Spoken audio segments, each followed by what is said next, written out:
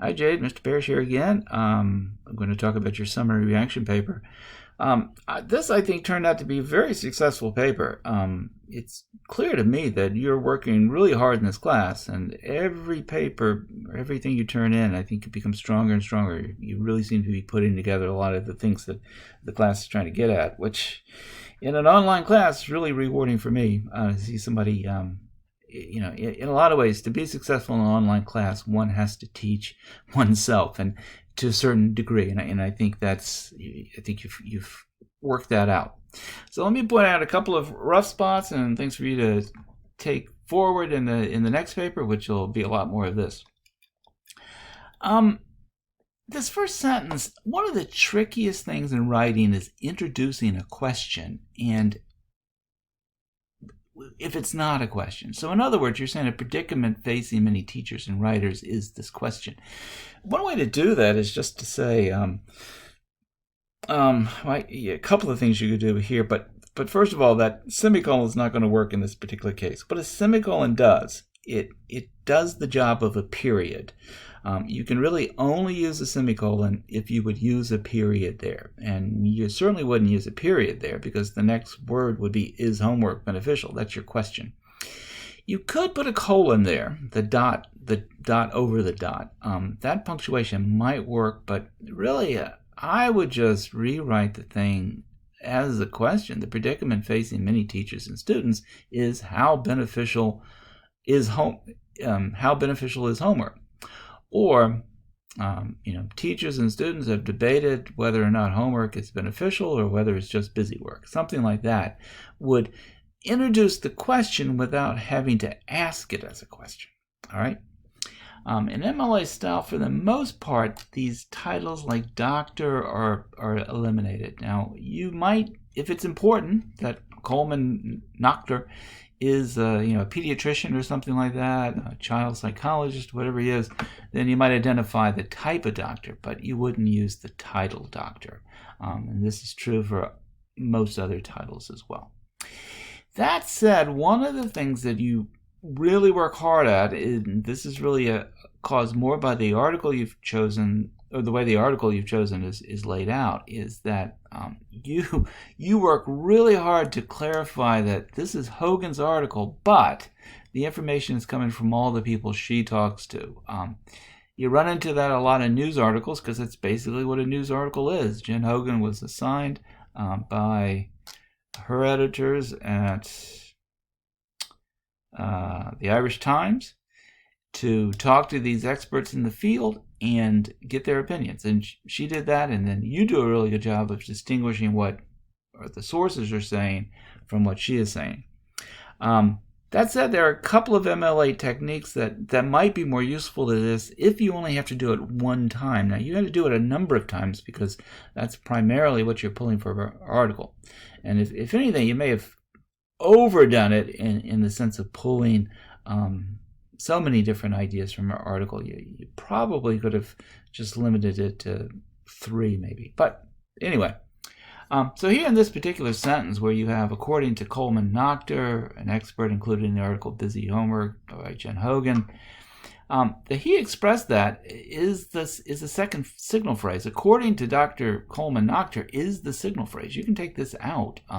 All this other stuff kind of interrupts that, but think of it this way. According to Coleman Nachter, the amount of homework and stress, that's your real sentence. The other part is just interrupting it.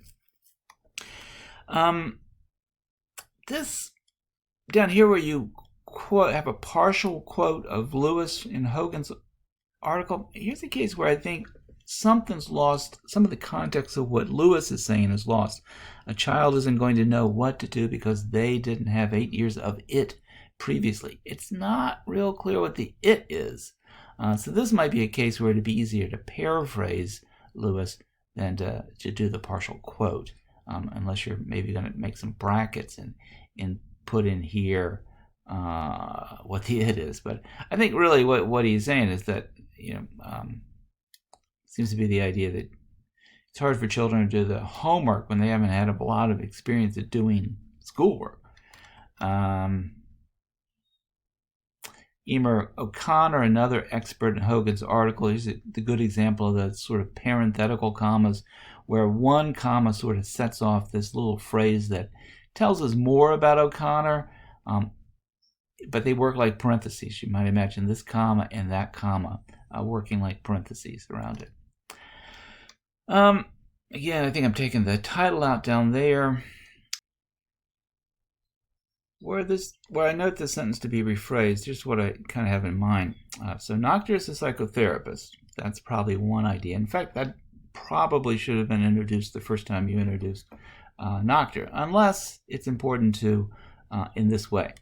So the second part of the sentence, he says that the problems and stories that he heard about children and their parents with homework were consistently negative. Now, the with homework is probably too far away from the problems.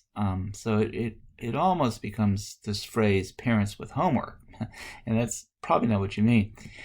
Maybe you would say something like, as a psychotherapist, Nachter has heard about the problems homework has caused for children and parents. That's a way to get homework closer to parents.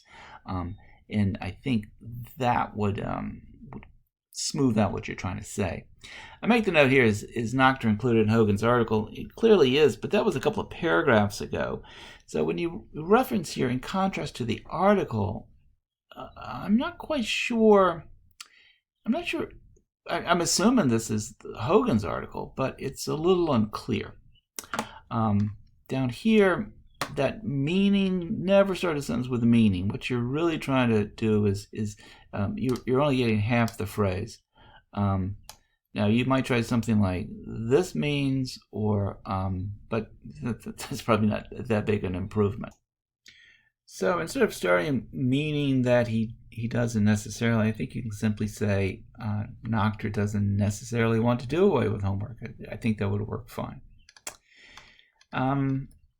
I think your response paragraph is fine. That second paragraph, and you'll notice, I think the second paragraph works much better because you're relying less on other sources than the one here. And again, you have to work a little overtime because this is an article that doesn't have an author. The Center for American Progress, I think, is a kind of conservative think tank, and so there isn't an individual writer for it. But beyond that, I think you do a good job of summarizing that one, and as well as quoting down here the Meg Brenner character. I would say one thing about your sources in the second part. I mean, you yourself probably have a lot of experience with homework. Perhaps you had experience with homework during the pandemic. You may have younger brothers and sisters, something else that you could draw on. And so I think it is really useful that in responding is to position yourself with where you are with your sources. Do you agree with the experts in Hogan's article? Do you agree with or disagree with the writers at the Centers for American Progress? And so that's one thing I think would make that concluding that response paragraph stronger, would be a specific response to them. So the last thing, and you certainly saw much more of this in the working bibliography one, but here's a case where instead of indenting the lines, you want that hanging indent, which means the second, third, or fourth lines are the ones that are indented. All right. But like I said, I can really tell that you're working hard. I wanted to reward that in this paper, and keep it up.